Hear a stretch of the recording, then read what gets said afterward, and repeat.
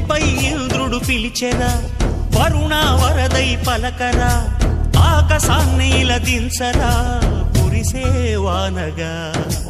మారని ఆతన తీర్చగా, మా తలరాతలు మార్చగా, ఈ జలయజ్ఞము సాక్షిగా తలనే వంచరా.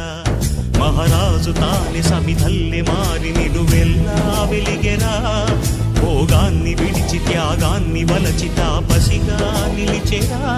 జనక్షేమమే తన సంకల్పముగా, తన ఊపిరి హోమజ్వాలలుగా, స్వర్గాన్నే శాసించెనురా, అమృతమును ఆహ్వానించెనురా.